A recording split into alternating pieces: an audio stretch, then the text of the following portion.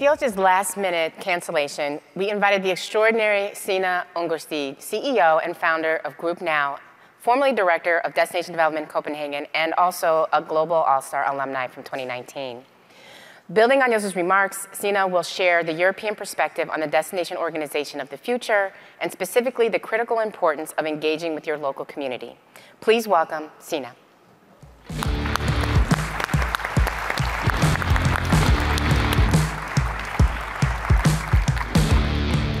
Hi, everyone. I don't think I've ever been so excited to be Plan B or Plan C for COVID cancellations. I am going to take you on a tour of the future of destination organizations, a future that I actually don't think we should take for granted. And so what you just heard from Jos was, of course, around how they're working with the future and how they're adapting to the future.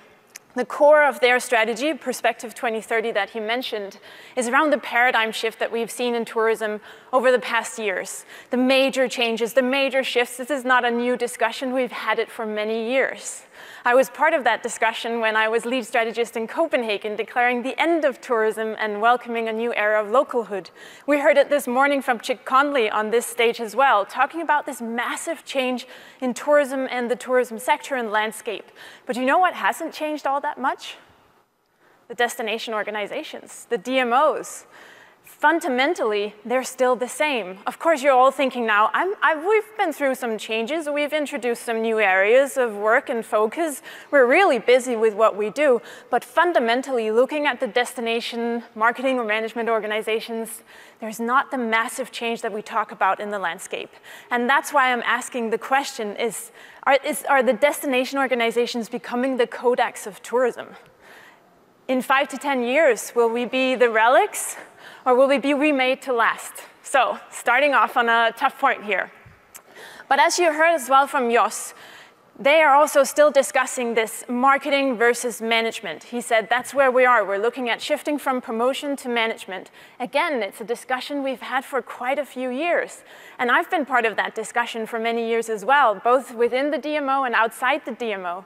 And I'm getting increasingly frustrated with the discussion, because I think in many ways it always ends up in a discussion around mandate, the limitations of mandate, and even how to preserve our organizations. And it's also sometimes even wrongfully opposing things, like perhaps marketing and management.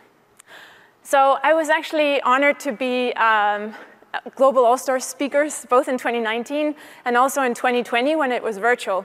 And in 2020, I talked about the hybrid crisis that I was foreseeing. And I'm very sorry to say that I was right. That in fact, the hybrid crisis, which is 2 or more crises that are reinforcing each other, is really the reality that we're all waking up to today. And so this is really the landscape that we need to navigate, that we need to position ourselves in. I'll give you an example from some of our inspiring DMO colleagues in Lviv, Ukraine, that I had the pleasure of hearing presenting a couple of months ago.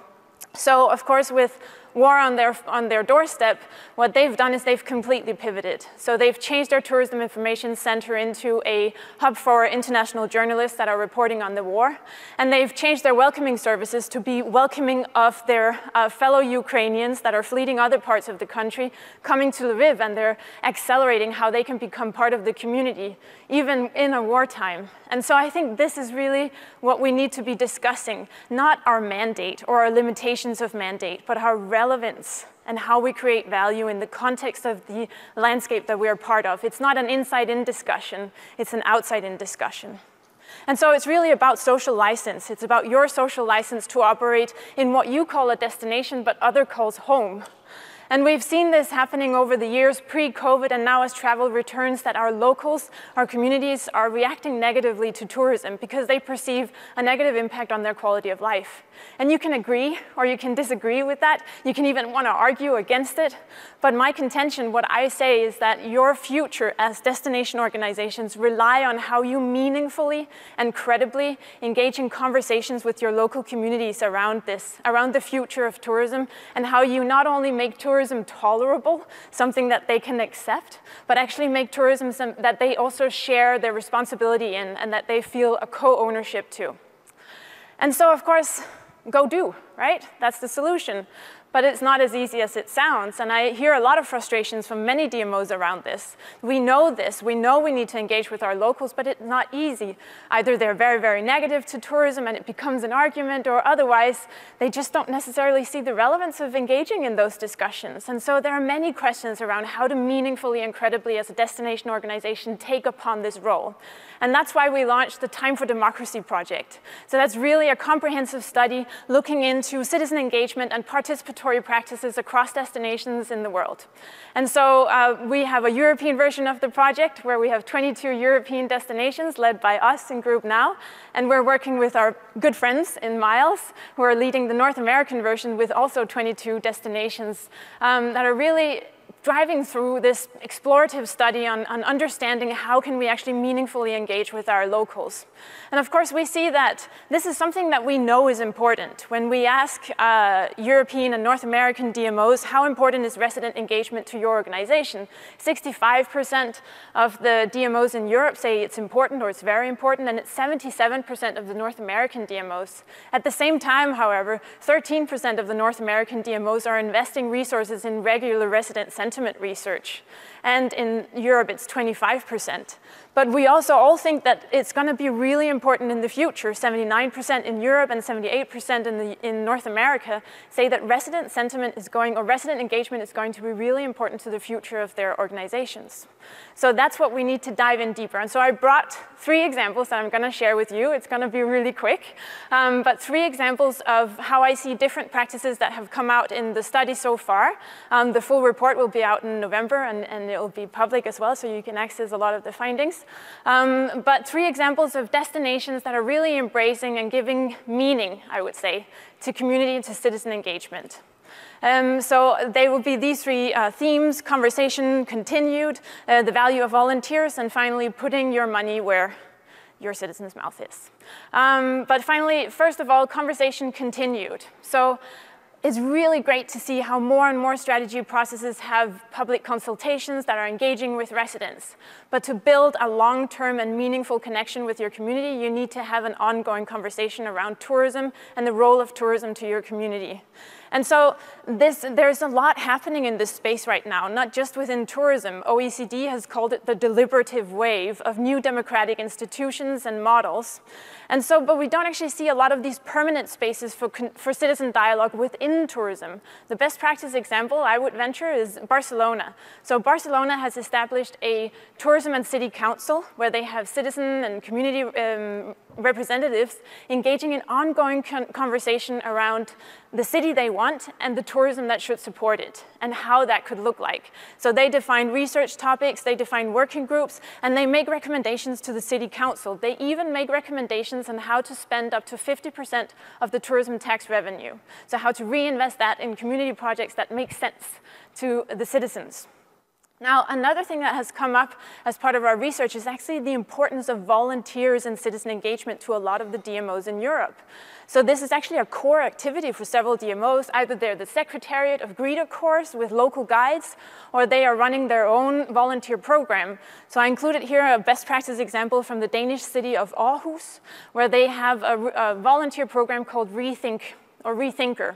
And this is actually a legacy from when Aarhus was the European capital of culture in 2017. And so from that legacy, now they have a volunteer corps of 2,200 people who are engaging in the 125 annual events of the city. They're also welcoming cruise passengers that arrive in the city, about 25 ships, I think, a year. At least when it's not COVID. And also even when they have Ukrainian refugees arriving, the rethinkers are the ones that are welcoming them. So they are playing the role that is needed in the community and that is prioritized by the community. Now, the final example I wanted to bring to you is around budget.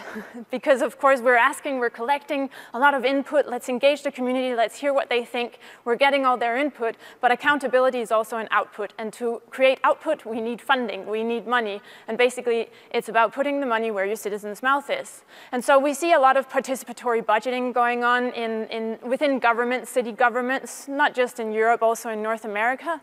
But seeing how that could work within tourism, there's one example example that really excites me, and that's this example from Reden, a municipality in the Netherlands. It's an example that is, or it's an initiative that is promoted and supported by our destination partner, Tourism Veluwe Arnhem Nijmegen. I'm very sorry for my pronunciation of that, but I think I almost got it right. But they have an initiative called Ik Buurt Me, and I also pronounced that not so right, but it generally means in my neighborhood or close to me. And what it is, it's a citizen check that you get as a citizen of the municipality of Reden. You get 7.5 euros twice a year, so in total 15 euros. And then as a local, you can propose a project. You can propose an initiative. It can be a bench on the corner of your neighborhood, or it can be a festival that you really want to do. And then you promote it with a toolkit that you can find online. They help you promote it via social media, via their websites, and then you inspire others to invest their citizen check into your project. And so far, they've had more than 220,000 euros invested and more than 200 plus projects that have been initiated. And so I think this is amazing. This is not directly within tourism, but it's so easy to imagine how this could be a direct contribution of tourism into local communities. It's basically the tourism contribution that citizens decide that they find relevant. So in short summary, because my time is already up, what we see is, and these are not meant as oppositions, but generally, or more about how do we fully embrace this idea of community engagement, of citizen engagement. Of course, it's shifting from customer is king to being more of a community-centric organization as a destination. It's not solely focusing on sentiment, is tourism accepted, but it's actually in empowering your locals, your community to engage with tourism and to be part of co-creating tourism. It's not necessarily only a one-off or strategy process. That's good. It's not a choice in between these two, but it's shifting to also thinking about this as an ongoing conversation and a relation you have to build. And finally, we need to shift a little bit from M for mandate or for marketing or management and that whole discussion. So Jos, he said, it takes 2 to tango, 5 to thrive. But I think it doesn't really matter how many you are if you've made yourself superfluous in that equation. So really what we need to talk about is the relevance and the value contribution of the DMO or the destination organization. So thank you very much for letting me be the plan C of this talk. Thank you so much. Thank you so much, SIgne.